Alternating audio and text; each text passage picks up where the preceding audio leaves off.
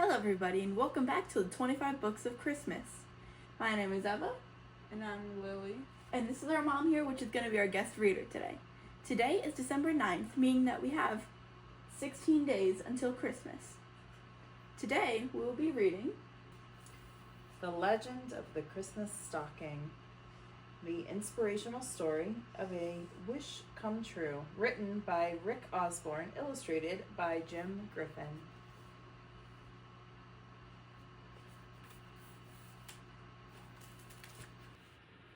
New York Evening Post. Get it here. Peter waved his last newspaper. Read all about it. Pirates on the high seas. A stagecoach rolled up and stopped.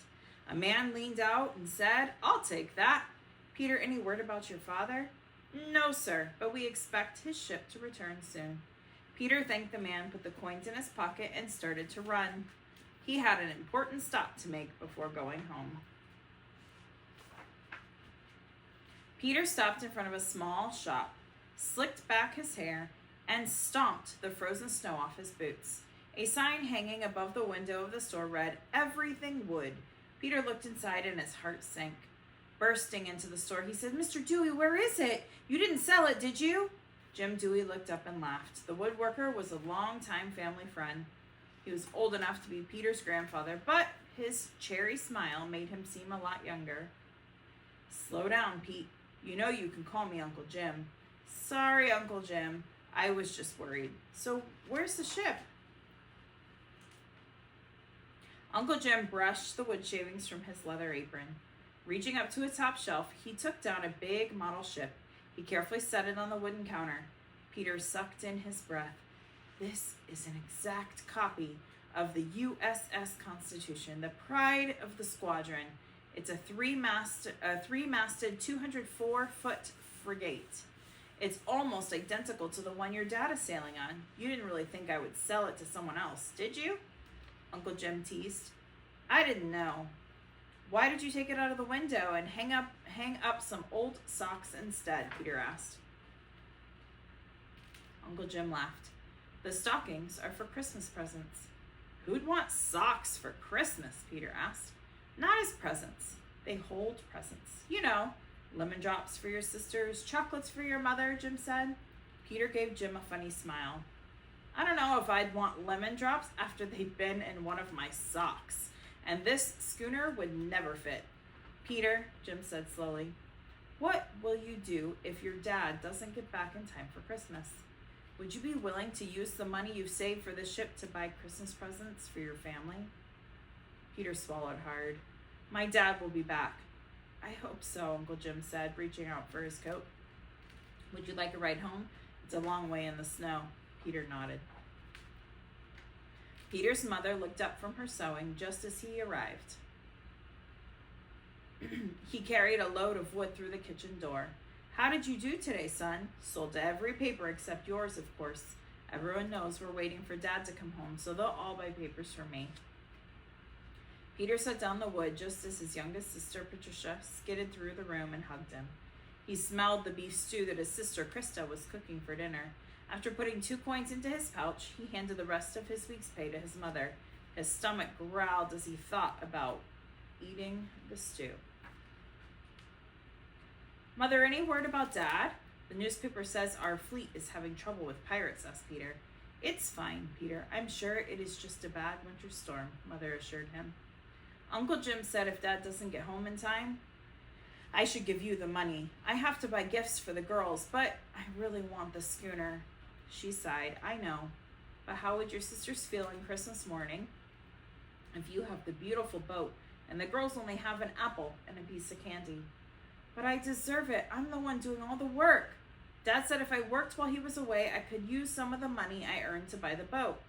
Peter choked back his tears. I just want him to come home. His mother hugged him. I know. I miss him too. On Sunday, Peter got up early to hitch the horse to the sleigh that his dad had built. After breakfast, Peter, Patricia, Krista, and their mother huddled together in a sleigh to go to church. Inside the brick church, Peter held Patricia's little hand while they sang hymns. He thought about the schooner so much that he barely knew what he was singing. Peter stared at Pastor Spring's socks.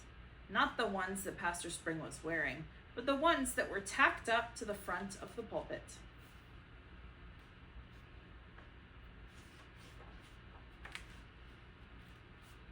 Pastor Spring took his spot behind the podium. Smiling, he said, "For those of you wondering about my socks, don't worry, they're clean." Everyone laughed. Pastor Spring's eyes sparkled as he looked around the room. "I've hung up my best pair of socks because I want to tell you about the tradition of hanging socks, or stockings, on the fireplace mantle on Christmas Eve. Perhaps you've already read about hanging up socks in Peter's New York Evening Post," Peter grinned. Pastor Spring continued, "But where did we ever get such an idea? Let me tell you the story." The church went quiet. Everyone liked Pastor Spring's stories. It started many, many years ago with a poor man I'll call Stephanus. He was a shoemaker, and one day he was putting the final touches on a very fine pair of sandals when the door of his shop squeaked open and a well-dressed young man stepped in. "I trust that you and your daughters are well," the young man said. "I am fine, Nicholas," Stephanus replied. "I only have one worry in life." "And what's that?" Nicholas asked. My daughters want to be married," Stephanus said. "I don't know if I'll be able to afford their 3 dowries. Nicholas said. "Without the dowry money, your girls can never be married, is that right?" Stephanus nodded his head sadly. "God will help," Nicholas told the old man. "I hope you are right," Stephanus replied. Nicholas paid for his shoes and left. A few nights later, Stephanus and his daughters were sitting by the fireplace after dinner when something heavy flew through the open window and landed, clink, on the stone floor. Stephanus and his 3 daughters gasped. Claudia, the oldest girl, ran to pick it up. "Father, someone has given us a bag of gold coins," said Claudia.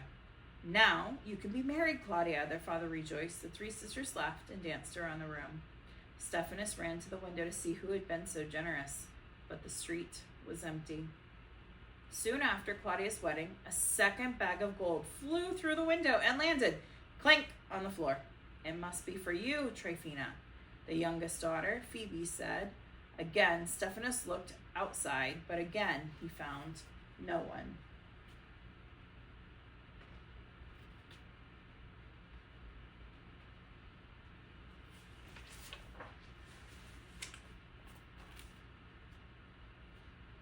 One damp evening, sometime after the second wedding, Phoebe hung her washing around the room to dry. She hung her socks over the fireplace. Would you believe it? A third leather pouch filled with gold flew in the open window, but this time the gold landed in one of Phoebe's stockings. Stephanus rushed out the door and ran after the unknown giver. "Stop!" he called. "Why are you doing this?" Then Stephanus saw someone in the darkness, and he knew who it was. "Nicholas? Is that you? Please stop, Nicholas." Nicholas stepped out of the darkness. He wanted his gifts to be a secret. "Before my parents died, they gave me 3 bags of gold. They wanted me to have enough for everything I needed, but when you told me about your daughters, I knew I had to help." "But you gave us all 3 bags of gold, and we did nothing to deserve them," Stephanus cried. Nicholas served God.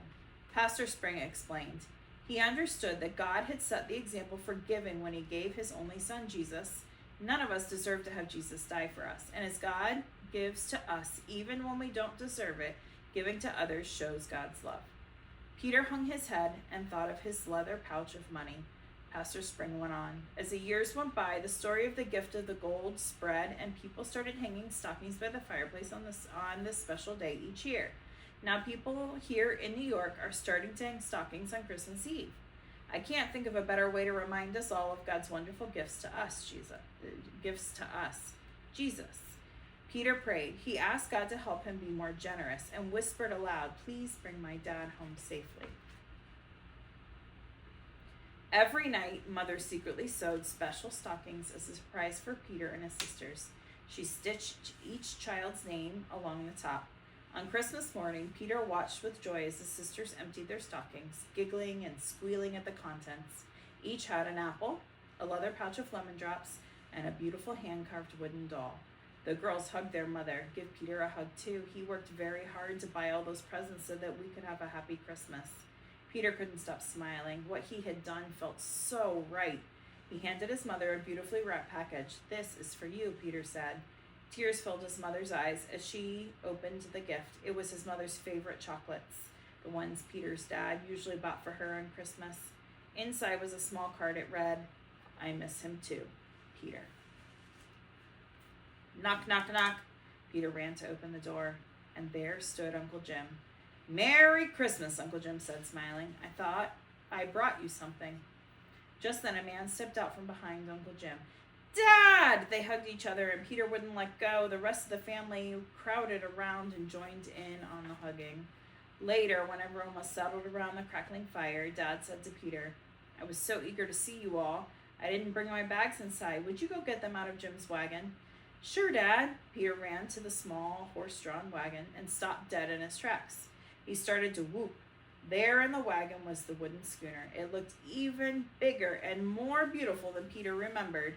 His dad walked up and put an arm around Peter. "I'm proud of you, son." Peter smiled and thought of how glad he was that the story of the stockings had reminded him of what Christmas was all about. I hope you enjoyed our story. See you again tomorrow. Bye.